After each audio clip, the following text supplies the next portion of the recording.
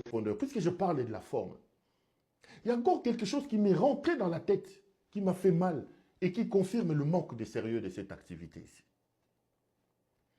Ibalanki dit dans une partie de son discours, je vais entrer dans la forme, aujourd'hui je suis encore au niveau de la forme, mais je vais lier ça. Il dit que je n'ai pas été en contact avec Corneille Nangaa. D'ailleurs, je l'ai eu seulement ce matin.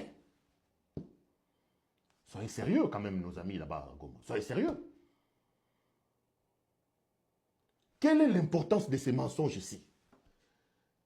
Quelle est l'importance de laisser Ibalanki venir mentir?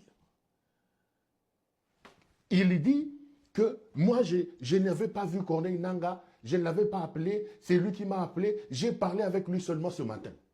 Donc, Ibalanki parle avec Nangaa ce matin, il le voit ce matin, il rédige son discours ce matin, Nangaa rassemble ses collaborateurs ce matin, et c'est même aujourd'hui. Ça veut dire quoi? Ça veut dire, sur le plan de la forme, que ce mensonge nous montre un Nangaa qui n'est pas structuré et organisé. Nangaa n'a pas d'agenda. C'est-à-dire que quelqu'un peut débarquer un matin comme ça, il appelle Nangaa qui gère un territoire plus grand que le Rwanda, plus grand que le Burundi.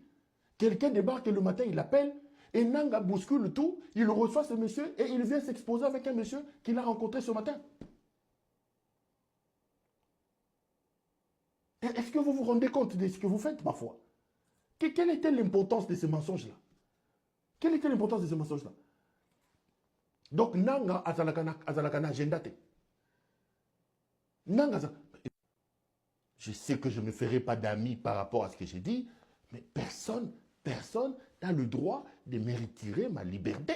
Je dis des choses comme je le vois. Personne. Personne. Ne nous donnez pas l'impression de se dire, mais ce pays-là n'a pas de chance. Qu'est-ce qui se passe? Qu'est-ce qui se passe que nous... Mon Dieu, qu'est-ce qui se passe? Ça, je suis encore au niveau de la forme. Donc, j'aurais bien voulu que les choses puissent se faire selon les règles de l'art. Il dirige un grand territoire, mais la manière, déjà, sur le plan de la forme, je ne comprends pas l'utilité de se vendre dans cette forme ici. Je ne comprends pas. J'ai regardé cette image une centaine de fois. Je ne m'explique pas que vous décidiez de vous mettre comme des gendarmes à côté d'Ibalanki. Ibalanki n'est pas le pape Jean-Paul II. Ibalanki n'est pas, je ne sais pas moi, l'ayatollah Khomeini. Non, Ibalanki, en réalité, sur le plan politique, malgré ses accointances, Ibalanki est un poids mouche, est une souris naine sur le plan politique. Ibalanki n'a aucune base, Ibalanki n'a aucun poids politique. Je ne refuse pas. Bon, voilà, je vais entrer en profondeur sur ce qu'il dit. Ça, c'est pas normal. Je suis désolé. Je suis désolé. Ce n'est pas du tout normal. Donc, la forme est donnée à cette affaire ici. Bon, si c'était une audience, on reçoit Ibalanki au terme de l'audience, Ibalanki sort, il fait une interview, je comprendrais. Mais vous nous amenez quelqu'un avec son GSM. Moi, en train de se faire... Non, il n'y a aucun sérieux.